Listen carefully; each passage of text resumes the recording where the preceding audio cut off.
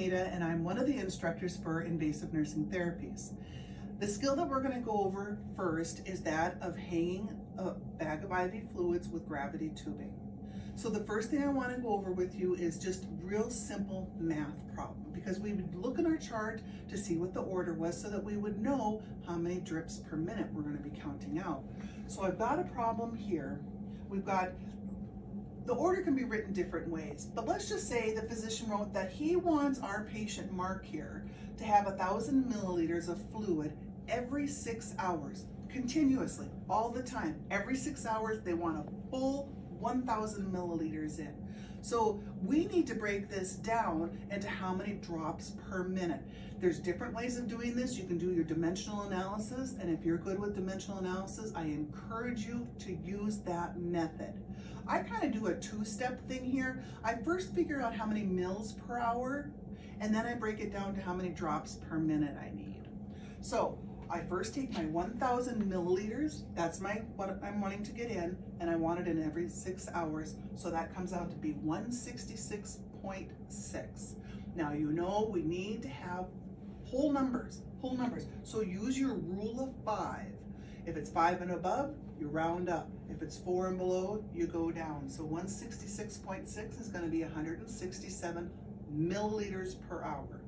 And we can use this problem for when we do get a pump later. We're going to do this as he came up from the emergency room and we just don't have a pump available right now. So that's why we're putting it on gravity, because we're waiting for a pump. So then I'll be ready for when the pump does come here. Then I take that 167, I multiply it times the drop factor. If you look on your tubing package, it's right on there.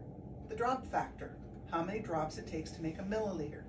167 times 15, and then you divide it by 60 because there's 60 minutes in an hour. You come up with 41.66, and then again, use your rounding, that rule of 5. So then we come up with 42. You need a whole number because you can only count whole numbers when you're counting these out. So that's just one type of problem to kind of go over this math with you. Again, if you're good with dimensional analysis, use it. Otherwise, you can use this kind of a two-step method that I do. I get my mils per hour, then I use that information to get my drops per minute. So now I know what my rate is going to be. I'm going to go over to my patient. Okay, so we know the rate is going to be 42 drops per minute. I've got my supplies here.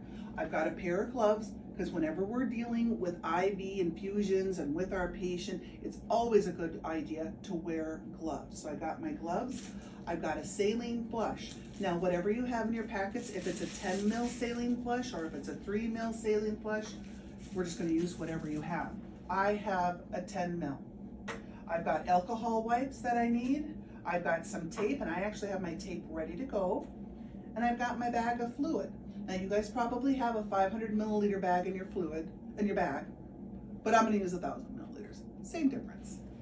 The most important thing is that you have the correct tubing. The correct tubing. It says primary set. That's what it says on there. And then again, you can always look here to see what the drop factor is when you're looking to do your math problems. So I'm going to get this ready. Another thing I always like to look at so that you don't struggle during a test out, because then everybody gets nervous, tear to open. It says right there where to tear to open it up, really nice and easy. When you look at this, one of the first things you need to do is take this roller clamp and clamp it. Get that roller clamp all the way down. That's clamped. And you'll run into troubles if you don't clamp it right away. You've got a cover on this, so it's okay if it touches on the table. And I just like to take my little paper off. I got my tubing ready. Okay, I've come up to my patient. I've asked him his name and his date of birth. He's told it to me. I've looked at his name band, and if I had my little Epic chart here, I'd be checking it with that. I'd be sure that the fluid that I have is the fluid that's ordered on the chart. I want to make sure, do I have 0.9 sodium chloride? And I'd be looking on my chart to make sure I have the right fluid. I'd look at the bag too. Does it feel wet? You know, or is there any type of holes or punctures in it? Look at the fluid itself. It should be completely clear. No type of floaties or fuzzies or nothing in there, mostly when it's 0.9 normal saline. So take a look at that. There's an expiration date on there. You can always look at the expiration date to make sure that it's not expired. Everything seems to be looking good. Got my tubing, got my patient. My patient, we're going kind of with the scenario that they came up from the emergency room. I'm not really sure. I haven't had time to check to see when this IV was put in, but I want to make sure it's patent.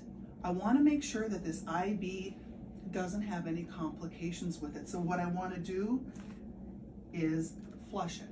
So what I'm going to do, first thing I want to do is I want to get my saline flush ready to go. So I'm taking the cover off, and when you look at a saline flush when it's brand new, there's some air at the top. You need to get the air out. Don't want any air in their veins. So I pull back a little bit to kind of release that lock, and then I just push up. And now the air is gone. So make sure you do that. I'm going to put the cover back on to keep everything sterile. Next thing I'm going to do is put my gloves on. And then my gloves are on for the rest of the skill.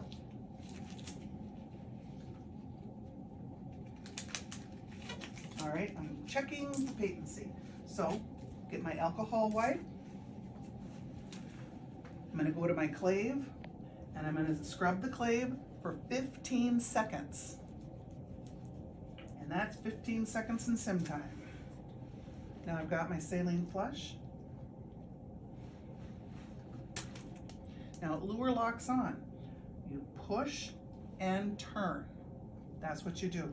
And then now all I'm doing is just flushing nice and easy, making sure that he's not having pain. There's no type of, not so much redness, but there's no infiltration. You know, it's not getting big, not a little goose egg going on there.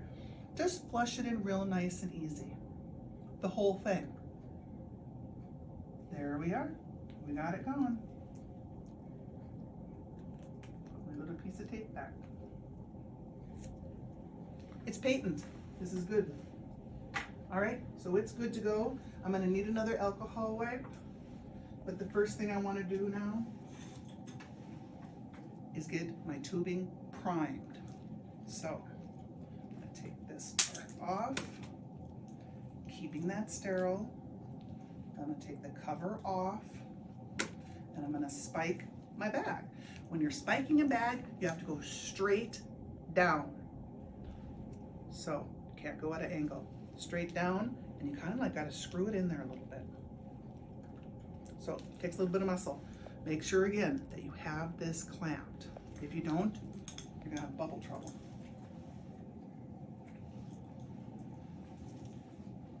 Next thing, we need our drip chamber here to get halfway full. You'll see on here, there's a line. So you just got to give it 2 good squirts, and it's halfway. Now we need to prime our tubing. And, okay, I've got the cap on here, got the roller clamp down, got everything ready to go. So now to open it up, you roll the roller clamp up. And then it comes through. No bubbles, no nothing. That way you're not wasting anything. And yes, when you're out there working as a nurse, and if there does get to be air, you let it out at the end. This is true. But let's just say this is a very expensive medication. Every drop counts. So we're just teaching you how to do it so that nothing has to be wasted. There you go. Went all the way to the end, and then I clamp it again. So now I've got a cover on this, so I'm just going to lay it right there. Just to be safe, I need to scrub again for 15 seconds. Now I'm going to take the cover off, and it lure locks on.